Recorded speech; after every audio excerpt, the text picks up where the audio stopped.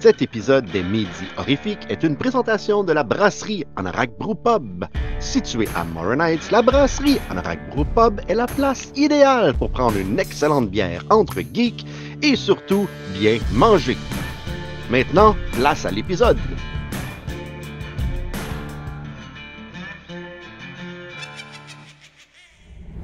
Show numéro 15 en compagnie de mon démon préféré, Stéphane Lebel. Comment ça va, mon Stéphane? Ça va mieux que toi, visiblement, Steve. On dirait que tu as pogné le scorbut. On s'est parlé un peu avant que l'enregistrement commence. D'après moi, tu as visité Plague Town, toi aussi. Ouais. Wow, j'ai hâte qu'on parle de Plague Town. T'es sûr? T'es sûr, t'as éventuellement. hâte? Ah oui, ça va être de toute beauté. Ça va être la fun au bout.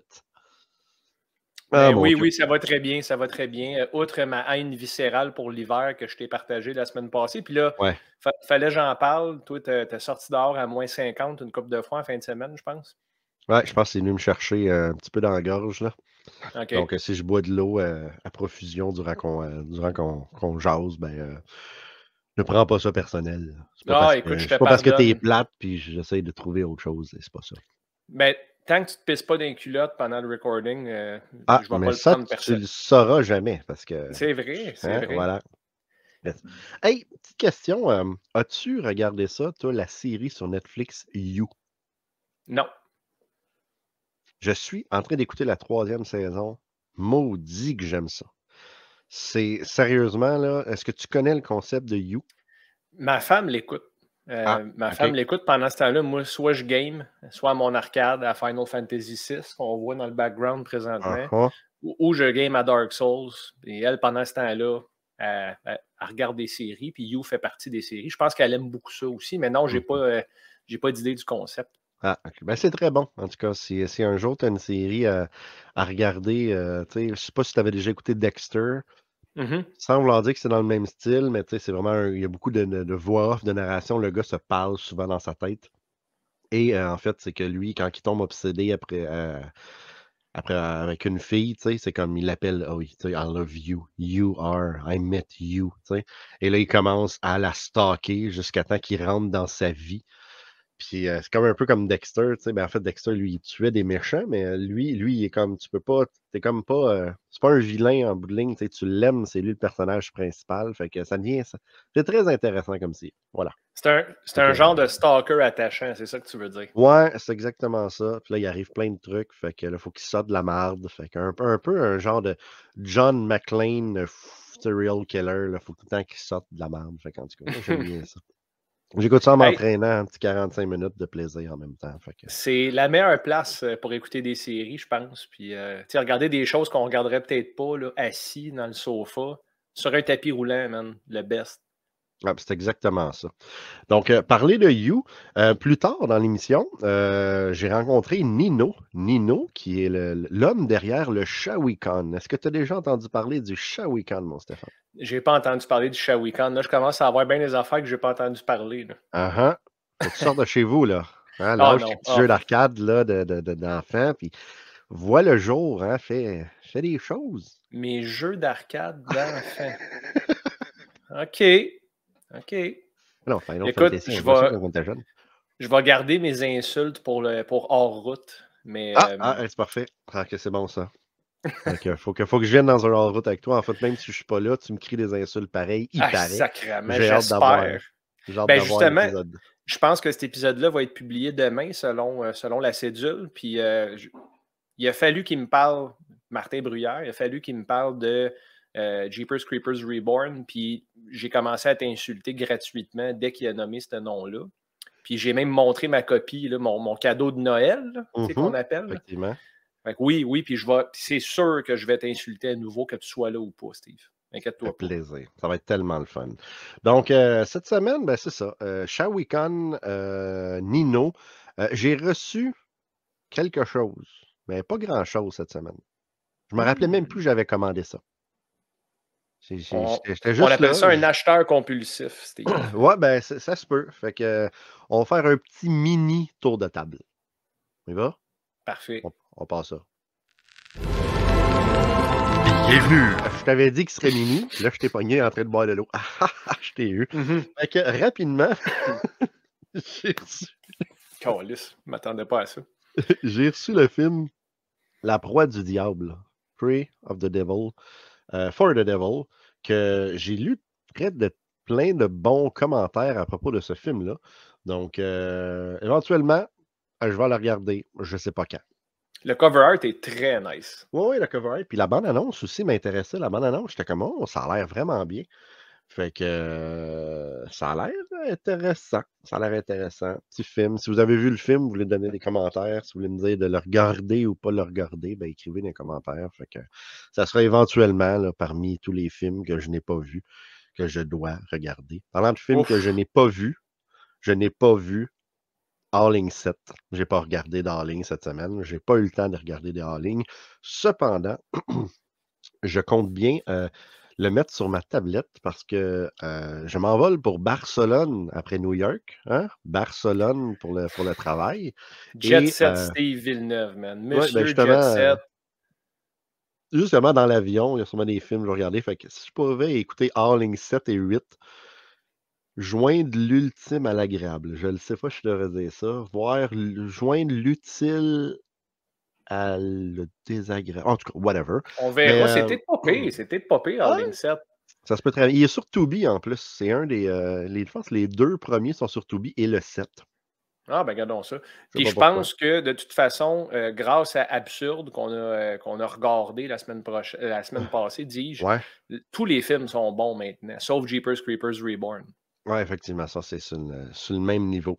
Parlant de regarder, ben là, tu as écouté Plague Town, mais avant de parler de Plague Town, ben, allons voir ma petite entrevue que j'ai faite avec Nino, l'homme derrière le Shawicon. Les 25 et 26 février prochains, ça sera la 8e édition du Shawicon et je suis avec Nino qui va nous parler de son événement qui a tellement l'air le fun que j'ai jamais pu y aller et que je pourrais pas encore y aller cette année. Comment ça va, Nino? Ça va super bien. Mais là, on va s'arranger. Le 2024, tu n'auras pas le choix. On va aller chercher chez vous, puis on va faire de quoi ensemble. Le Sainte-Thérèse Con, ce serait malade. Ouais, tout se fait. Hey, ben merci d'être sur le show. Je voulais que tu viennes, tu sais, le Shawicon. Je sais que c'est pas full horreur, là, mais que vous avez déjà eu Robert Englund. Je me suis dit, un événement comme ça, anyway, au Québec, faut en parler. Puis je me suis dit, ben, peut-être tu vas avoir 1-2 petits trucs horreur à nous dire, mais si c'est pas le cas, c'est pas grave. Parle-nous du Shawicon, ça fait 8 ans. Comment c'est arrivé? Et ben, parle-nous de ça. Là. Je te laisse aller. Ouais. J'ai une petite grippe, fait que je ne veux pas trop parler. C'est bien parfait. Ça a commencé vraiment, il y avait les univers givrés avec Culture Shawinigan qui avaient commencé un an. Puis j'ai dit à mon boss, j'ai dit, crime, ça prendrait le volet un peu plus artiste, un peu plus justement de style, de convention, comme ça, qu'on pourrait faire ça à Shawinigan. Puis bon, il a fallu que je travaille quand même sur mon dossier, mais on a réussi à le faire une première année. Puis bon, là, on est rendu à notre 8e année. Ça grossit d'année en année. On se fait connaître un peu partout. Puis c'est vraiment le fun. On a une belle programmation encore cette année. Puis on est bien fiers de ça. Ben justement, parlant de. Bon, pour les incultes de ce monde qui. Je veux pas dire qu'ils savent pas c'est quoi un Shawicon, mais qui savent pas c'est quoi quelque chose qui finit par con. Pourrais-tu expliquer exactement qu'est-ce qui se passe à Shawinigan durant la 8e édition? C'est quoi l'horaire? C'est quoi un Shawicon? Un Shawicon, c'est pas trop compliqué. En fait, c'est un gros rassemblement, un gros événement familial. Nous autres, c'est vraiment familial. On a une belle grosse salle marchande avec des artistes. Souvent des artistes avec des produits que vous ne retrouverez pas ailleurs, qui ne se trouvent pas nécessairement dans les grands magasins. On a une belle grande salle de jeux aussi, jeux de table, jeux rétro, arcade, qui va être là aussi pour tout le monde. Les gens ont accès, évidemment, gratuitement à ça aussi. On a un événement dans un événement qui est aux côtés de notre salle de jeu, qui va être la gang des Fils de la Violette. C'est des gens c'est pas des costumes, mais c'est vraiment de vraies armures médiévales. Ils vont faire leur qualification pour le Battle of Nations. J'espère que c'est bien celui-là, mais c'est le plus gros événement de combat médiéval avec des vraies épées, de vraies haches. Ils se tapent d'en face assez, assez violent. Puis ils viennent faire les qualifications pour le tournoi en Espagne qui est fin avril, début mai.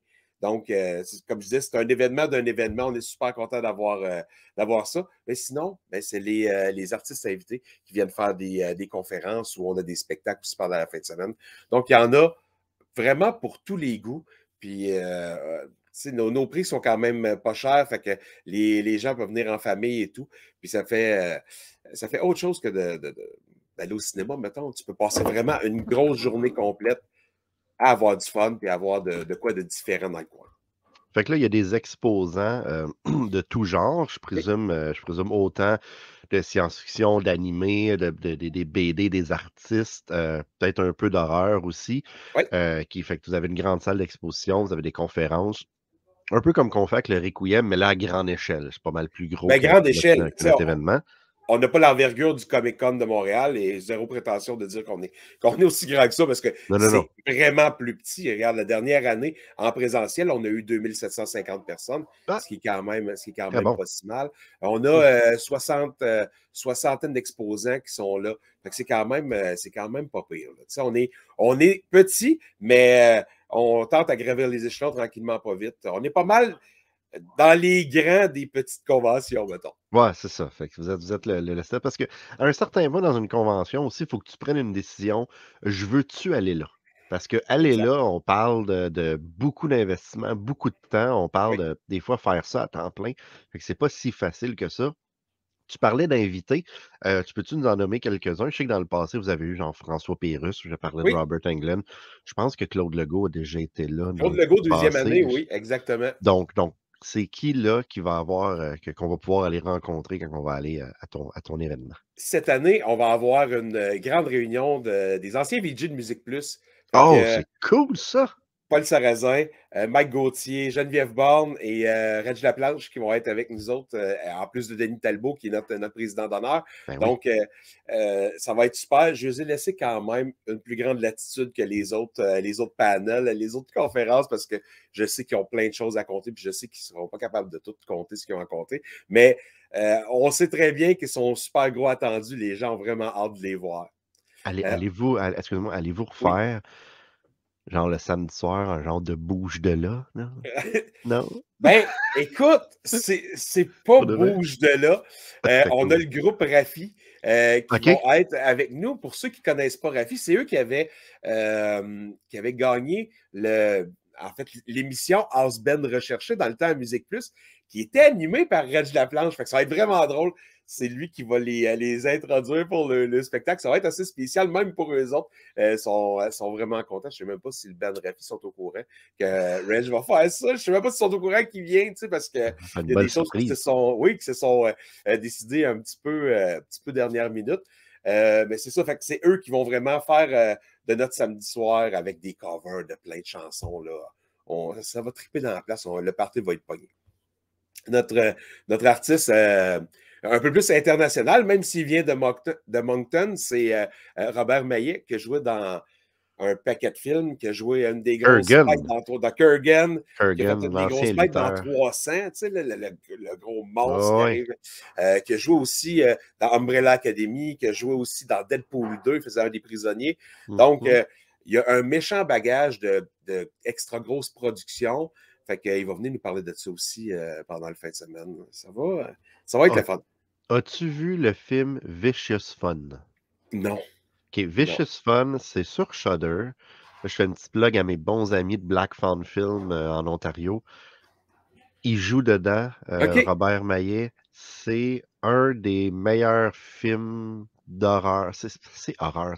En fait, c'est un gars qui se retrouve pris dans un bar où est-ce qu'il y a comme une réunion de AA, mais c'est tous des serial killers qui sont ensemble pour se parler. Puis là, lui, il y en est un de la gang. Le film est hilarant. C'est complètement disjoncté. Faut que je vais aller voir ça, c'est sûr. Je vais aller voir ça. Je t'ai coupé, continue à nous parler. Non, mais c'est correct. Puis, dernière grosse chose qu'on va avoir Jérémy Larouche qui va être avec nous, qui va nous faire un résumé de Harry Potter, des 7 livres d'Harry Potter avec des petites marionnettes en carton. Mais là, tu sais, petite marionnette en carton, c'est 16 ans et plus. OK. Je peux vous dire, comme qu'il nous a dit pendant la conférence de presse, ça se peut qu'il y ait quelques baguettes qui s'enfilent dans le choix. À moi, entre Noël et Jour de l'An, j'ai été voir, j'étais à New York, puis j'ai été voir la pièce de théâtre de Oh, Harry Potter. wow, OK, Et est-ce que c'était bien? c'était interminable. Ça a Oh non! duré 3h15. Là, j'étais avec les enfants puis ma blonde. Les enfants comprennent l'anglais, mais pas tant que ça. Et moi, je m'attendais, on s'en va sur Broadway. Puis c'est moi qui ai mal lu. Je m'attendais de voir un musical. Ça va être écœurant, ça va danser. Il n'y a aucune chanson. C'était juste du théâtre. Et à chaque fois, écoute, il faisait de la magie sur la scène hyper impressionnante. Genre des OK, personnages qui disparaissent ou qui se métamorphosent en un autre. Tu OK, fais comme, wow, OK, comment ils ont fait ça? J'ai manqué quelque chose. Ça, c'était impressionnant. OK. Mais à chaque fois que tu avais l'impression qu'il y a un acte qui finissait, tu sais, ah, ben, c'est la fin de la pièce. Ah non, il y a un autre twist qui partait. Fait que c'était très, OK. très long. Mais au prix que le billet coûte, ben, plus ça coûte cher, moins que ça coûte cher du temps d'écoute du billet. En tout cas, c'est Ouais, ouais, tellement cher ouais, aller voir une pièce Broadway. c'est Elle coûte plus clair. cher, tu as l'impression d'entrer ton argent. Là, je divague encore, continue. Mais ça veut dire que j'ai bien Ouais, fait c'est de ça. lire le livre, parce que le livre est comme la pièce de théâtre, en fait. Puis OK. je dois avoir bien fait de le lire au lieu de payer Ouais, mais en fait, énormément la cher pour une pièce de pièce qui finit théâtre, plus. c'est Harry Potter and the Cursed Child. Ça se Oui. passe 20 ans plus tard. Oui, c'est ça, c'est Ah, c'est exactement ça. Ils ça, ont OK. sorti un livre, puis OK. le livre est écrit comme la pièce de théâtre. Fait que Bon, t'as l'impression de ben, lire des dialogues de pièces de théâtre. OK. Ben, j'aurais préféré lire le livre, je pense, malheureusement. En tout cas, anyway. Donc, fait que 25-26 février, ça rouvre à quelle heure le matin? 9, 10, 8? C'est à 10h, 10h le 10 heures. matin. Le samedi, on finit à peu près vers 21h30. Puis le OK. dimanche, c'est 10-5. OK. Puis là, je vais te poser une question que Oui. le monde n'aime pas se faire poser, mais si j'avais une affaire à aller voir là, au Shawicon, une affaire, là, si j'irais faire quoi? Question Je qui. sais pas quoi te répondre. Je sais Ouais, pas, c'est tough, hein? ça va aller vraiment du tout au tout. Le spectacle de Jérémy Larouche, c'est un spectacle que vous pouvez payer pour aller voir, mais là, vous avez accès dans mon événement. OK. Donc, ça, c'est cool parce qu'il y a une économie à quelque part aussi. Évidemment, mais pour ceux pour ceux de notre âge, mettons, là, qui ont trippé Musique Plus, je pense que le samedi après-midi, ça peut être bon. Puis Robert, il est là les 2 jours aussi. Fait que OK. il va avoir son parcours de lutteur le dimanche, puis plus son parcours d'acteur le samedi. Fait que tout ça. Mais Tout ça. en fait, il y a une autre chose pourquoi que vous devez aller au Shawicon, parce que j'ai vu ça passer, là, il y a de la bière Shawicon. Ben C'est ça que oui! j'ai vu. Ben oui, là, je Hein? regarde parce que T'en Colin, as-tu une? Non, t'as pas j'en de ai pas, canette j'en vide. avais ce matin. Regarde, T'as je peux pas même te montrer. 3-4 canettes vides à Je pourrais terre, te hein? montrer la caisse. J'ai fait des cadeaux, justement. On avait du monde de Chambéry en France qui était OK. au Festival des Univers Juvrés, justement, en fin de semaine.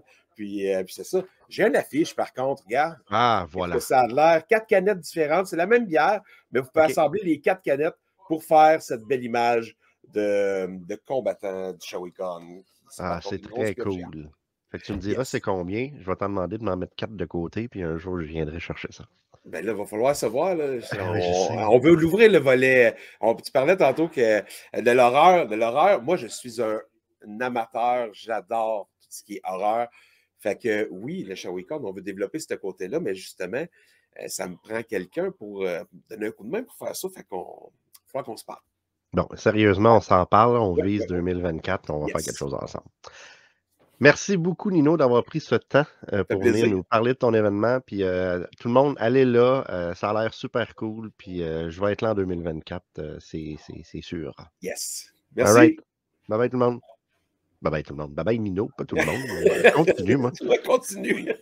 Donc, les 25 et 26 février à Shawinigan, le Shawicon, un genre de petit mini Comic-Con avec Robert Maillet comme invité. Hein? Tu connais Robert Maillet, mon Stéphane? Kurgan, la WWE, tu te rappelles de Man, Kurgan? le Truth Commission, quand ils ont apparu, je pense que c'était en 97, ça n'a pas duré très longtemps. Il y avait Jackal dans leur coin, qui est Don Callis, en fait, qui est encore très présent là, dans la lutte d'aujourd'hui. Il était à New Japan longtemps aussi. Mais c'était mon premier exposure à Don Callis. Je ne le connaissais pas dans ce temps-là. Puis Kurgan, c'est une bête de foire, ce gars-là, man. Un géant. Vraiment unique dans son style physique. Il a joué dans 300 aussi. Hein? Il a joué Je dans sais pas plein si de tu choses. savais. Faut que tu regardes Vicious Fun. Vicious Fun, film de Black Fan Film, il joue dedans, c'est incroyable. Je vais te lancer au défi de regarder ce film-là éventuellement. Cool, man. Cool. Puis en parlant de films qu'on regarde, moi je m'ennuie d'un certain Daniel. Horreur FM, il aime ça de nous parler de ce qui s'est passé dans le monde de l'horreur. Puis on dirait qu'on n'a pas fait mention de ça. Hey, j'ai-tu oublié ça? Je vais mettre ça sur le dos de la grippe. Et puis en plus, là, j'espère qu'il nous écoute, Daniel, mais à chaque fois, il dit Back to you, Steve, puis il m'ignore volontairement, puis ça me fait de la peine. OK? Fait que j'espère là, qu'il va se sentir mal. All right, on va aller vers Daniel, savoir qu'est-ce qui s'est passé un 3 février dans le monde de l'horreur. Pas un 3 février, c'était la semaine passée, un 3 février. Je pense que tu es déjà rendu rendu à Barcelone. On y va, ouais, vas-y Daniel. Salut tribu d'horreur et bienvenue à Aujourd'hui dans le monde de l'horreur. Aujourd'hui, en ce 10 février, il y a un total de 14 films qui sont sortis, dont voici les highlights parmi ceux-ci. Tout d'abord, en 1943, on a Dead Man Walk, qui est un film avec George Zucco et Dwight Fry, qui ont tous les deux joué dans beaucoup de films d'horreur de la Universal. Ensuite, toujours en 1943, on a Dr. Terror's House of Horrors, qui est un film de la maison de production britannique Amicus. Ça met en vedette Christopher Lee et Peter Cushing et c'est réalisé par Freddie Francis, réalisateur de quelques films pour la Hammer, dont The Evil of Frankenstein et Dracula Has Risen from the Grave. Ensuite, en 1944, on a The Uninvited, qui est un film d'antise que j'ai toujours pas vu, mais dont j'ai beaucoup entendu parler, et ça a l'air qui est vraiment très bon. Il est quand même sorti chez Criterion en format DVD Blu-ray. J'ai pas reconnu personne dans le cast, mis à part Alan Napier, qui jouait Alfred dans la série télé de Batman des années 60 avec Adam West et Burt Ward. Ensuite, en 1957, on a Attack of the Crab Monsters, qui est apparemment un So Bad It's Good. Je le mentionne surtout parce que c'est un film de Roger Corman. Et sinon, toujours la même année, on a Not of This Hurt. Et la même chose que pour le film précédent, c'est un autre film de Roger Corman. Puis come on, il est sorti la même journée qu'Attack of the Crab Monsters. Monsieur Corman produisait en tabarouette. Aussi, ce film-là a eu un remake en 1988 réalisé par Jim Wynorski et mettant en vedette Tracy Lords dans son tout premier film. Son tout premier qui n'était pas un film de fesses, là. Ensuite, en 1989, on a The Fly 2, qui est la suite du remake de David Cronenberg réalisé par Chris Wallace, qui a fait les effets spéciaux pour le premier. C'est souvent décrit comme étant une suite inutile, mais moi, personnellement, je l'aime beaucoup. Alors, si vous repoussez son visionnement depuis longtemps, je vous conseille fortement de plonger dedans. Ensuite, en 2007, on a Pumpkinhead Blood Feud, qui est le 4e film de la franchise des Pumpkinhead et probablement le moins bon de la gang. Mais hey, s'il y a bien une franchise qui mérite d'avoir un reboot/remake, c'est bien les Pumpkinhead. Le concept est super intéressant, mais il y a juste les 2 premiers films qui sont bons. Les 2 derniers sont sortis en direct-to-video, puis ils ont des effets spéciaux en CGI qui sont dignes de cutscenes de jeux de PlayStation 1. Ouais, c'est pas super hot. Et finalement, en 2015, on a Frankenstein vs. The Mummy, un autre que j'ai toujours pas vu. En fait, j'ai pas vu grand-chose aujourd'hui, mais lui, je le mentionne parce que c'est le 2e film de Damien Leone, le réalisateur de la franchise Terrifier. Juste à cause de ça, j'ai envie de le voir. C'est donc tout pour aujourd'hui. Merci les tripeux. À la prochaine et back to you, Steve. Tu vois, il se calisse de moi, man. C'est correct. C'est ton show. Moi, je l'ai dit quand tu m'as invité à participer avec toi. C'est ton show, c'est toi le boss. Fait que Daniel, il a vraiment pris ça à la lettre. Puis Daniel, mon nom, c'est Stéphane en passant.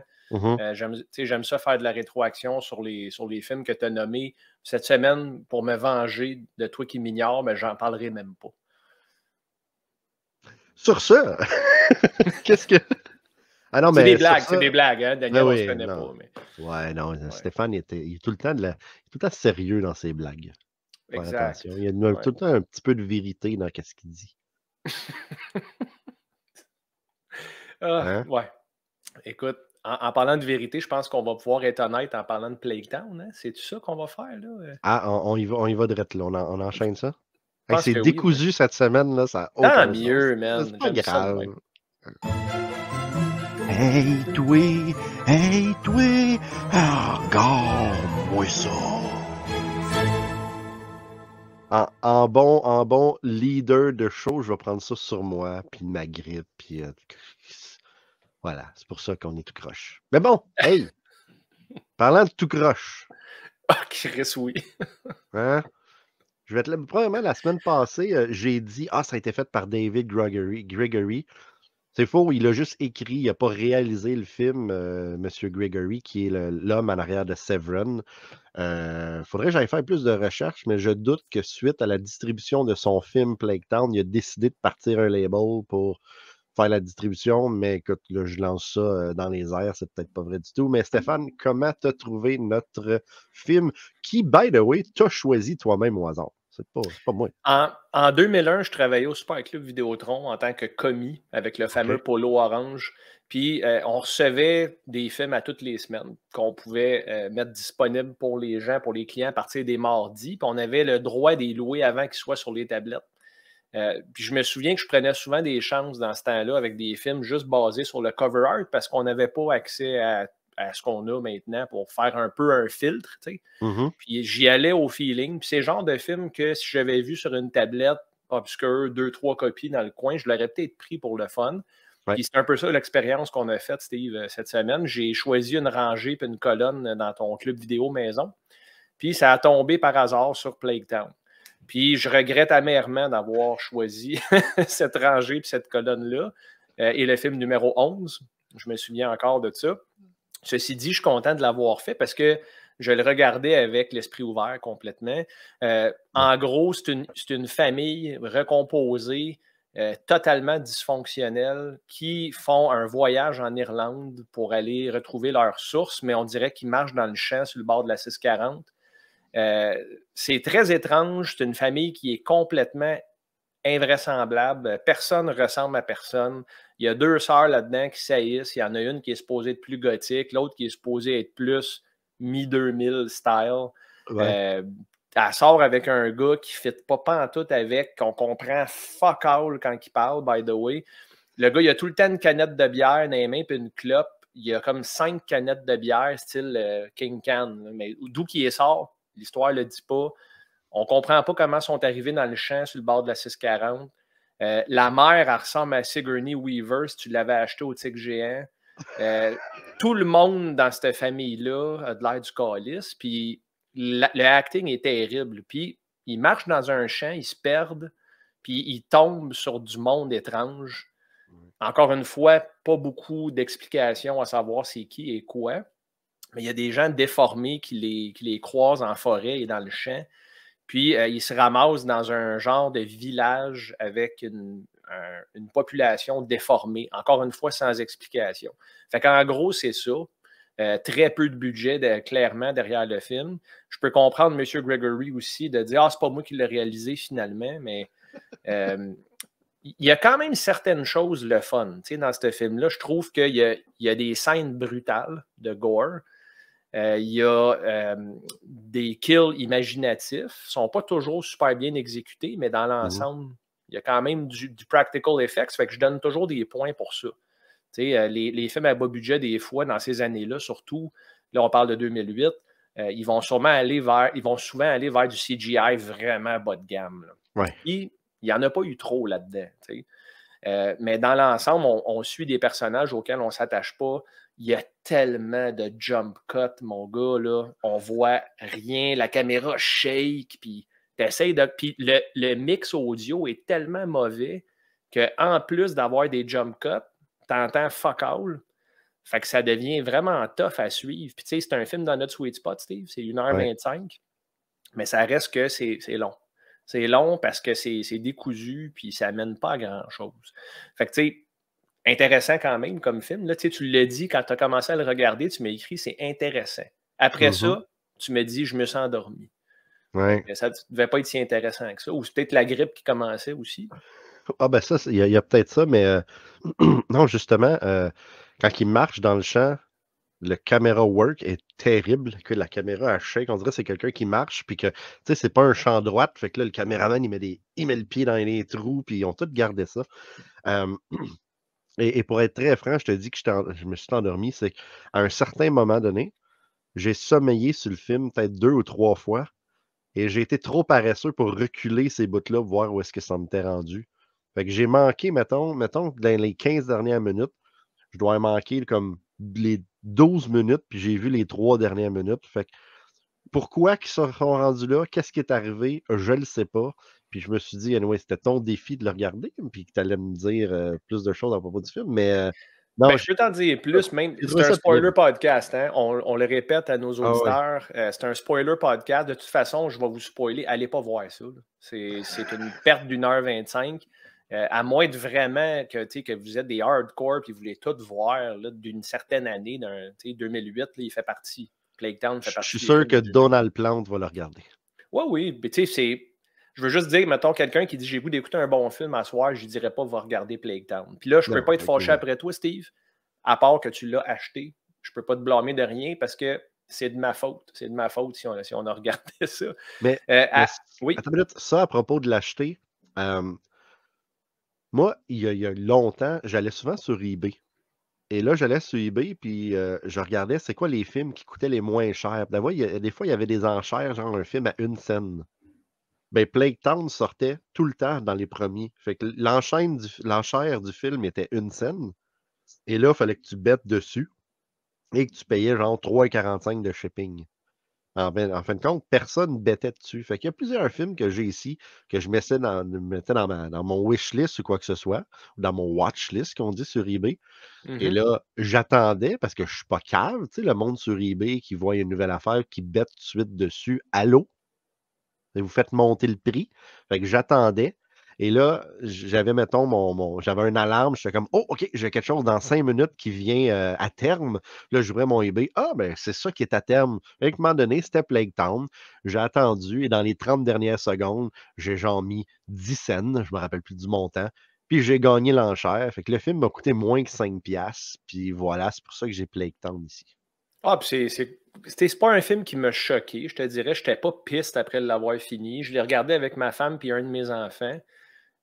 Puis ils sont restés tout le long. Même des fois, je disais à ma femme, gars, on peut avancer certaines scènes où est-ce qu'on les regarde marcher dans le champ de quenouilles là, pendant 20 minutes. Je vais l'avancer un peu. Puis ma blonde a dit, non, c'est beau, laisse-les. Ah, OK. Fait que, tu sais, c'était pas offensif. Puis ça reste un film indépendant. Fait qu'il faut quand même le juger dans ce contexte-là. On ne compare pas ça à une méga production comme Scream 5, là, comme on parlait là, il y a quelques semaines. Justement, tu disais, excuse-moi, tu disais un village, tu sais, c'est Plague Town, mais en bout de ligne, là, tu vois pas bien de village. Hein. Tu vois comme deux maisons ou 3 très isolées. Fait qu'il n'y a pas vraiment de village, il n'y a pas de ville. C'est comme. D'où le manque de budget. Tu sais. Mais le manque de. C'est ça. Puis ça paraît qu'ils ont fait ça. Ils sont allés vers 1 ou 2 cabanes là, dans le bois quelconque. Puis tu sais, l'idée de Plague Town, c'est que c'est une société qui est comme qui a des gens déformés qui naissent un après l'autre, puis c'est tout le monde est comme affligé d'une maladie génétique quelconque qu'on ne comprend pas et qui n'est pas expliquée. Puis là, ils essayent de kidnapper des gens innocents, les jeunes femmes, pour les enfanter puis essayer de créer des beaux bébés normaux. T'sais. Fait que ça tourne tout autour de ça. T'sais, l'idée est cool quand même. Il y a quand même certaines scènes qui m'ont rendu inconfortable dans le bon sens, dans le bon sens d'un film d'horreur. Mais ça reste que dans l'ensemble, très mauvais, très, très, très mauvais scénario, très mauvais acting aussi. C'est vraiment lourd. Puis les jump cuts, pour moi, c'est vraiment un arrêt de mort. Là. Je veux dire, même difficile, ça. Ben, c'est parce que tu n'as même pas le temps d'apprécier une scène qui jump à d'autres choses. Il y a aussi un gars qui reçoit un coup de shotgun dans le jugulaire puis qui est encore vivant.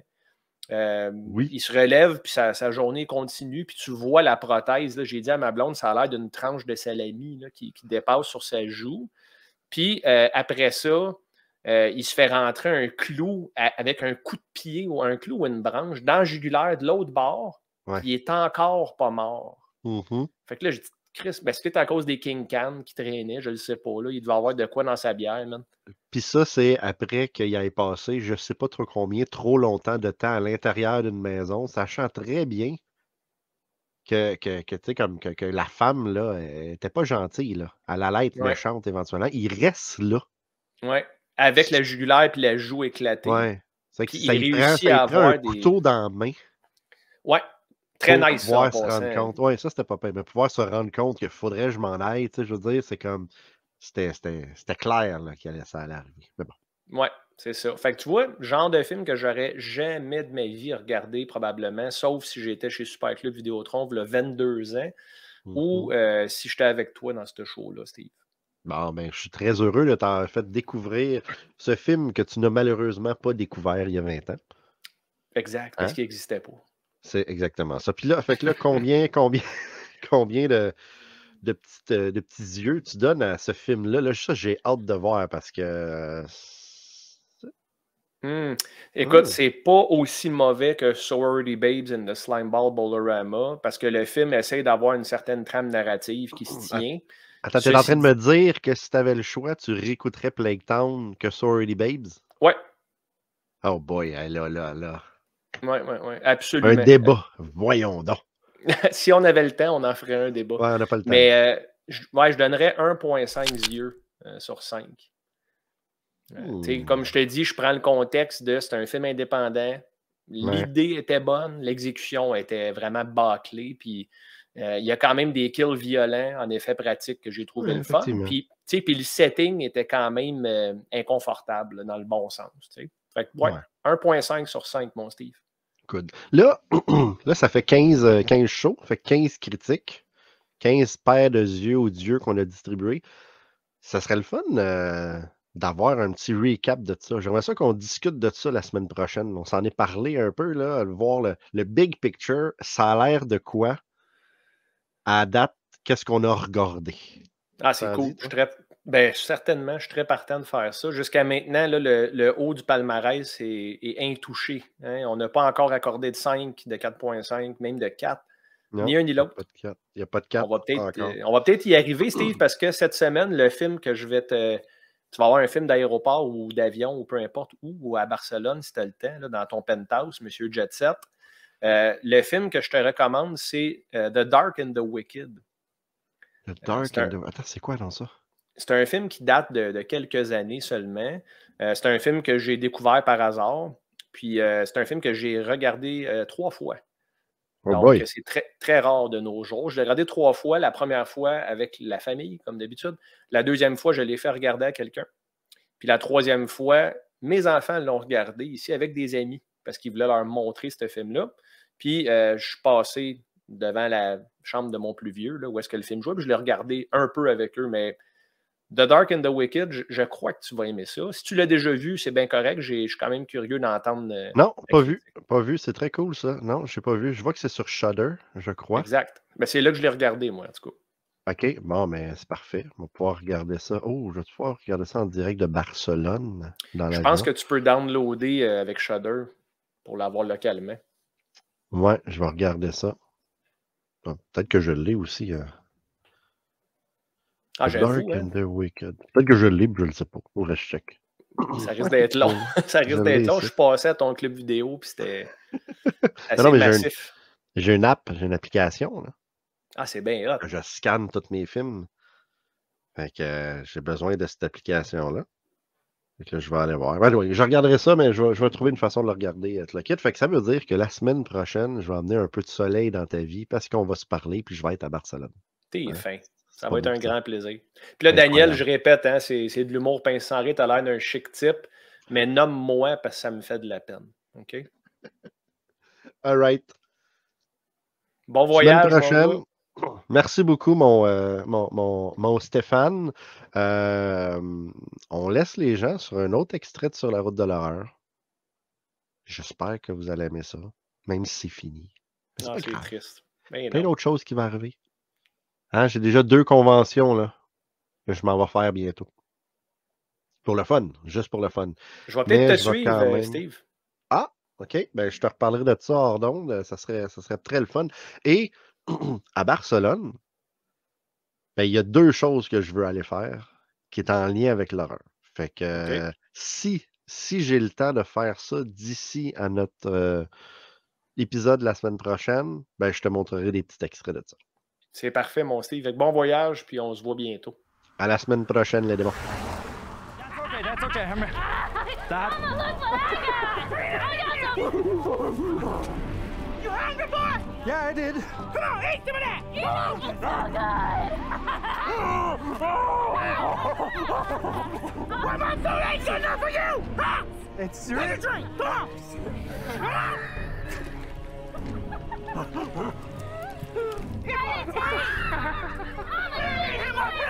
Le Le cerveau qu'ils m'ont fait goûter était dégueulasse. J'ai aucune idée c'est quoi qu'il y a là-dedans. En premier, je me suis dit c'est des jujubes. Tu sais, c'est quelque chose qu'ils ont fait en sucre, whatever. C'est dégueulasse. Puis en plus, ils m'ont fait boire du jus de tomate. J'haïs le jus de tomate, je déteste ça, c'est dégueulasse.